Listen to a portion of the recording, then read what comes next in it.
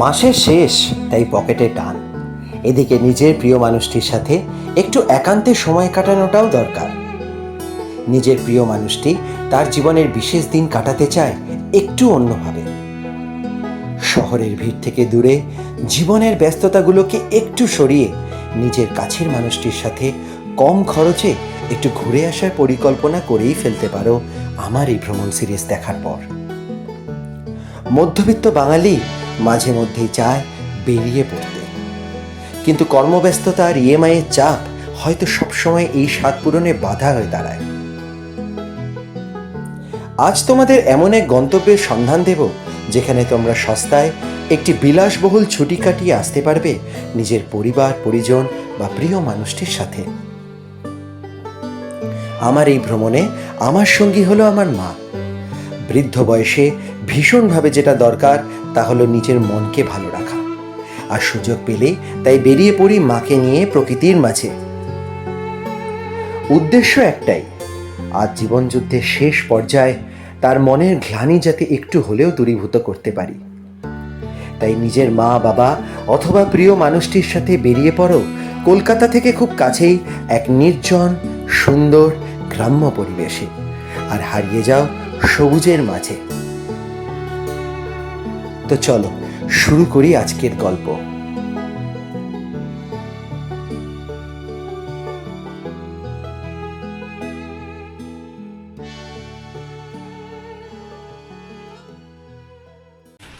Good morning everyone. শীত প্রায় যেতেই বসেছে কলকাতা থেকে। এখন আমি আর মা বেরোচ্ছি একটা সম্পূর্ণ কি বলবো, একটা অন্য রকম পরিবেশে তোমাদেরকে নিয়ে যাব। কোথায় নিয়ে যাচ্ছি না নিয়ে যাচ্ছি সব বলবো। তার আগে বলি গাড়ি চলে এসছে, আর গাড়ি সংক্রান্ত কিছু কথা বলবো। গাড়িতে উঠে নিই, তারপর তোমাদেরকে বলবো। এখন গাড়ি চলে এসছে, গাড়িতে আগে উঠি। পেছনে মা। আচ্ছা, স্টার্ট করলাম শার্প 8:36-এ। 8:36-এ স্টার্ট করলাম। কোথায় যাচ্ছি না যাচ্ছি অফবিট সুন্দরবন বলতে পারো তোমরা। এটার লোকেশন হচ্ছে ঝড়খালি। ঝড়খালিতে খুব সুন্দর একটা রিসর্ট দেখেছি, তো সেই রিসর্টেই যাচ্ছি। তোমরা চাইলে যারা দক্ষিণ 24 পরগনার দিকে থাকো তারা চাইলে দিনে দিনে ঘুরেও চলে আসতে পারো, ঠিক আছে? একটা ডে ট্রিপও করতে পারো, আবার কেউ চাইলে দুদিনও থাকতে পারো। এমনই একটা লোকেশন। আমরা যাচ্ছি 1 নাইটের জন্য, 1 নাইট 2 ডেজ, ঠিক আছে? তো শীত তো চলে যেতেই বসেছে। ওখানে কীরকম ওয়েদার দেখি, একটু তো ফাঁকা ফাঁকা, আশা করি একটু ঠান্ডা হবে। এখানে তো যথেষ্ট গরম পড়ে গেছে, গাড়িতে এসি চলছে। আচ্ছা, যে কথাটা তোমাদেরকে বলা সেটা হচ্ছে, আমি ফার্স্ট টাইম ট্রাই করেছিলাম যে থার্ড পার্টি অ্যাপের থ্রু বুক করে এবারে যাই, মানে গোয়াইবিবো, মেক মাই ট্রিপ, এখানে আউট স্টেশনে ক্যাব বুকিং করা যায়, ঠিক আছে? ইন্টারসিটির জন্য ক্যাব বুকিং করা যায়। তো আমি ভেবেছিলাম এবারে গোয়াইবিবো থ্রু বুক করে তারপরে যাই, কিন্তু দেখলাম হ্যাসেল ফ্রি তো নয়, উল্টে ওদের ভেন্ডারগুলো ভালো না বিশেষ। মানে যেই টাইম বলে সেই টাইমে আসতে পারে না। আমি 8টার সময় গাড়ির আসার কথা ছিল, গোয়াইবিবো থ্রু বুক করে নিয়েছিলাম। আমি কিন্তু পার্শিয়াল পেমেন্টও করে দিয়েছিলাম, যদিও আমার রিফান্ড পেতে কোনো সমস্যা হয়নি, ঠিক আছে? ইনস্ট্যান্ট রিফান্ড চলে এসছে। কিন্তু তাও তোমাদেরকে বলি, ওই সেই কাস্টমার কেয়ারে কল করে ফলো আপ করে আবার ড্রাইভারের সাথে কথা বললাম। ড্রাইভার এখন পর্ণশ্রীতে বসে আছে, ঠিক আছে? তো পর্ণশ্রীতে থেকে এখানে আসতে অনেক সময় লেগে যাবে, 1 ঘন্টার ওপর সময় লেগে যাবে। কাজেই হ্যাসেল ফ্রি হলো না বিষয়টা। সেই ঘুরে ফিরে মানে অগত্যা মধুসূদন উবেরই করলাম, উবেরেই যাচ্ছি এখন। আর কত কি পড়ছে না পড়ছে তোমাদেরকে মানে যখন পৌঁছবো তখন বলতে পারবো। তা আমি বলে দিচ্ছি, ওই অ্যাপ্রক্স যা ডিস্টেন্স আছে, ওই 106 কিলোমিটার মতন ডিস্টেন্স আছে, 106 কিলোমিটার মতন ডিস্টেন্স আছে। ওই যে কোনো গাড়ি ভাড়া করলেও ওরকমই পড়ে, উবেরেও তাই নিচ্ছে, ওই 2200-2300 টাকার আশেপাশে ভাড়া পড়ে, ঠিক আছে? এটা তোমাদেরকে জানিয়ে রাখলাম। আর গাড়ি ভাড়া করলেও ওই একই রকমই পড়ে, একটু 19 আর 20। বড় গাড়ি নিলে ভাড়া বেশি পড়বে, এরকম ছোট গাড়ি নিলে পরে ভাড়া ওরকমই পড়ে।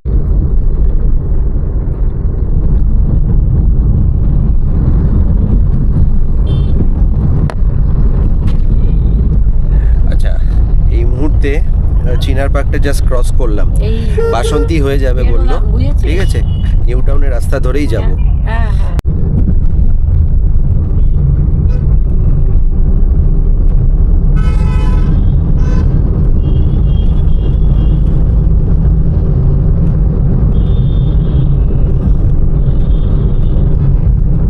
আচ্ছা, বাইপাস হয়েও কিন্তু যেতে পারতাম, কিন্তু বাইপাসের রাস্তায় বললো যে জ্যাম অপেক্ষাকৃত বেশি থাকে, তো এই রাস্তাটা মোটামুটি ফাঁকা থাকে, সেই জন্য এই রাস্তা ধরে যাওয়া।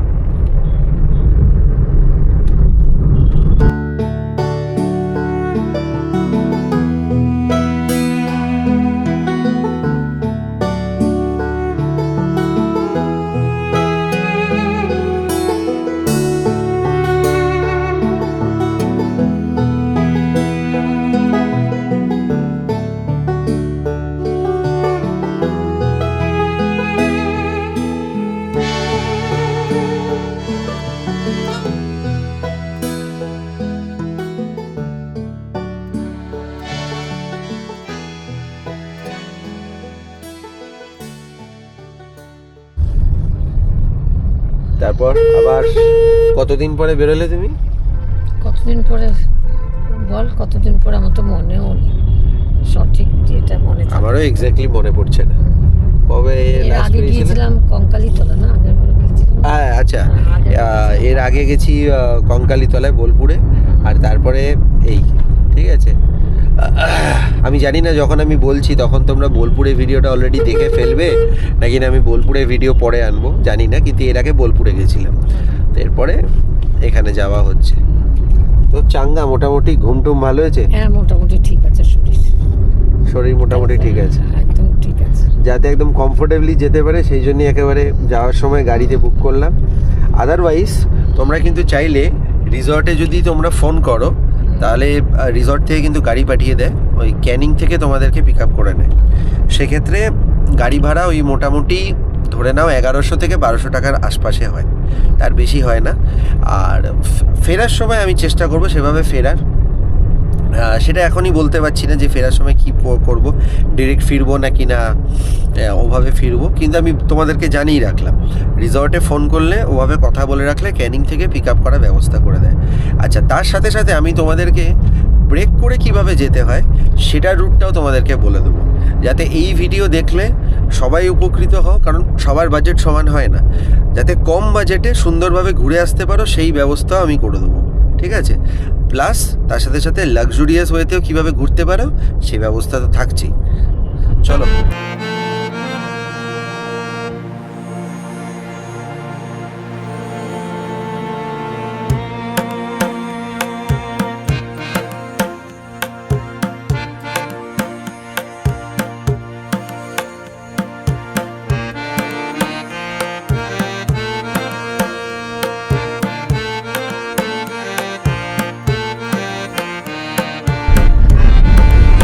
দারুণ লাগছে এই গ্রাম বাংলার পরিবেশ, দুর্দান্ত লাগছে, পুরো সবুজে মোড়া পরিবেশ, এরকম পরিবেশ তো আমরা পাই না।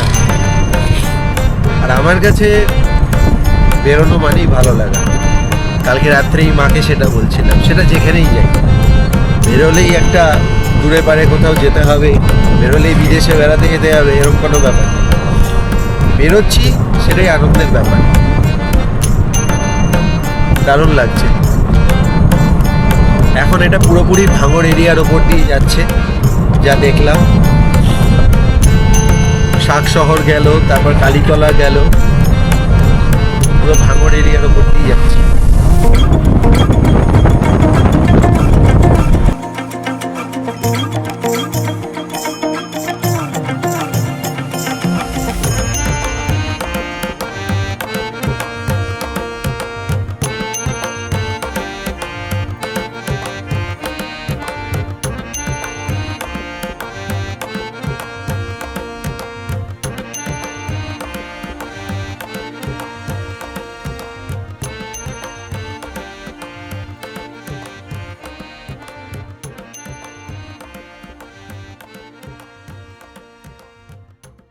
পুরুলিয়া গেছিলাম, এরকম এনজয় করেছিলাম।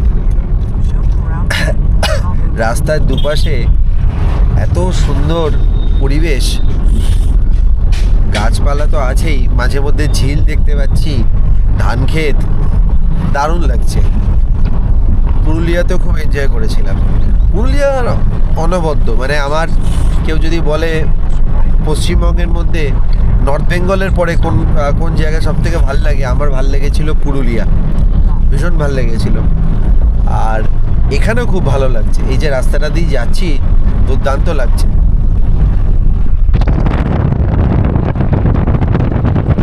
আচ্ছা, এখানে একটু একটা পেট্রোল পাম্প দেখে উনি দাঁড় করালেন, কারণ বাথরুম করতে হতো, নাহলে খুবই সমস্যা হচ্ছিল।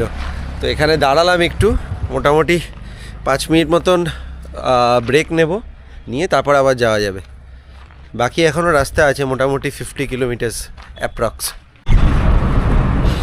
এই হচ্ছে সোনাখালি বাজার, মোটামুটি চলেই এসছি।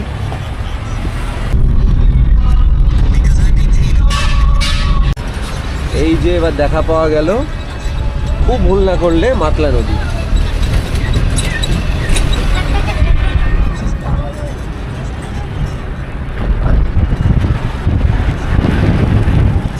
সব বোটগুলো দেখা যাচ্ছে, এটা হোগল ব্রিজ। এই যে দেখতে পাচ্ছ অটো স্ট্যান্ড, ফেলে চলে এলাম। এইখান থেকেই সব ডিরেক্ট ঝড়খালি। এই যে টোটোগুলো যাচ্ছে, সমস্ত টোটো অটো এখান থেকেই পাওয়া যায়। এখান থেকে ঝড়খালি যা দেখাচ্ছে 26 কিলোমিটার অ্যাপ্রক্স। এই পৌঁছতে সময় লাগবে 45 মিনিট থেকে 1 ঘন্টা মতো।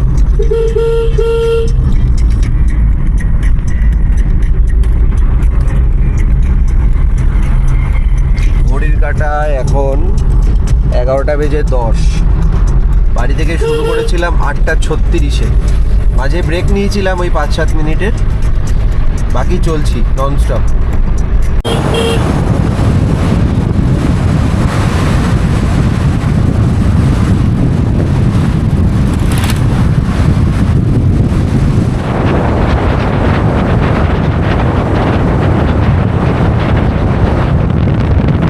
আচ্ছা, রাস্তা কিন্তু মোরলেস ভালোই ছিল, বেশ ভালোই।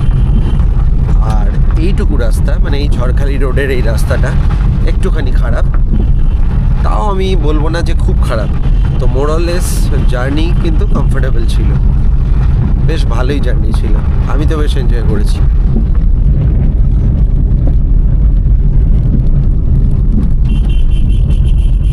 সমবায় মোড়ের এখানে একটা ব্যাপার আছে, কিন্তু ব্যাপারটা হচ্ছে এই আমি আর উনি সুন্দর করে ম্যানেজ করলাম, তাই এখানে ব্যাপার হচ্ছে এখানে কিন্তু পার্কিং চার্জ নিয়ে নেয়, গাড়ি দাঁড় করিয়ে 50 টাকা পার্কিং চার্জ নিয়ে নেয়। কিন্তু আমরা বললাম যে আমরা ওখানে যাচ্ছি রিসর্টে গিয়ে, কেউ যদি ডে ট্রিপ করে তাহলে কিন্তু ঝট করে এখানে 50 টাকা কিন্তু দিতে হবে। যেহেতু আমি স্টে করছি সেই জন্য বললাম রিসর্টের নাম, তাই ছেড়ে দিল। এখানে এই ব্যাপারগুলো কিন্তু আছে, ঠিক আছে।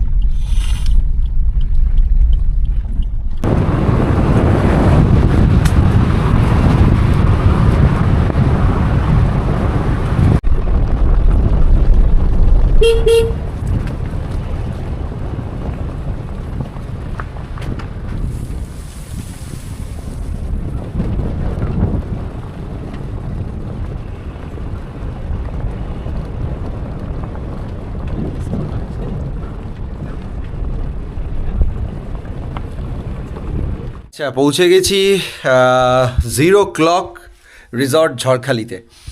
তো তোমাদেরকে রুম ট্যুরটা দিয়ে দিই একবার। এই দেখো রুমটা কীরকম, ঢুকেই এরকম সুন্দর বেড, একদম পরিষ্কার পরিচ্ছন্ন, টাওয়েল দিয়ে দিয়েছে, সোপ দিয়ে দিয়েছে, উপরে একটা পেইন্টিং রয়েছে, মাথার উপরে ফ্যান, ফিনিশটাও সুন্দর। দেখো এসি আছে, এখন এসির দরকার নেই। আর টেলিভিশন দেখতেই পাচ্ছ, যেটা আমি দেখবো না। চেয়ার রাখা আছে এখানে, ওই মানে বালিশ ঠালিশ সমস্ত কিছু রাখা আছে এখানে, ঠিক আছে, সেটা দেখাচ্ছি না খুলে। একটা টেবিল মতন দিয়েছে, ঘরে বসে যদি কেউ চা কফি খেতে চায়, স্ন্যাক্স খেতে চায় তার জন্য। এখানে একটা মিরর রয়েছে আর জামা কাপড় টাঙানোর মতন হুক রয়েছে। এখানে আবার একটা কার ক্লিপ পড়ে আছে, ওদের আগে যে ছিল তার ক্লিপ পড়ে আছে। যাই হোক, তো এরকম করে রেখেছে ব্র্যাকেট মতন।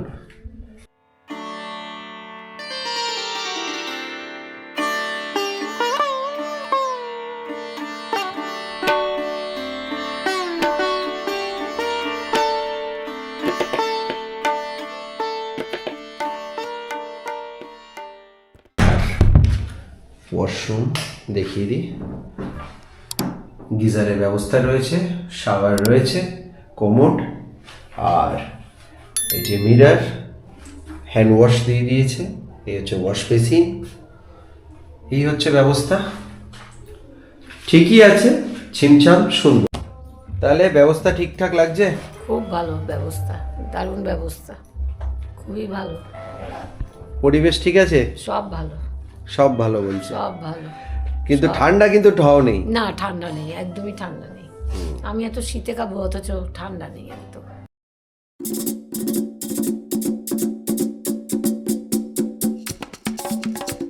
ভ্রমণ প্রিয় বাঙালির ভ্রমণ সঙ্গী আমি বং ক্রিয়েটার অরিত্র। যদি আমার ভিডিওটা ভালো লেগে থাকে তাহলে অবশ্যই চ্যানেলটা সাবস্ক্রাইব করো, সাবস্ক্রাইব করে বেল আইকনটা প্রেস করো, তাহলে আমি যখন যেই ভিডিও আপলোড করব তার ইনস্ট্যান্ট নোটিফিকেশন পৌঁছে যাবে তোমাদের নিউজ ফিডে। খুব তাড়াতাড়ি দেখা হচ্ছে নতুন পর্বের গল্প নিয়ে। ততক্ষণ সবাই ভালো থেকো, সুস্থ থেকো, টাটা।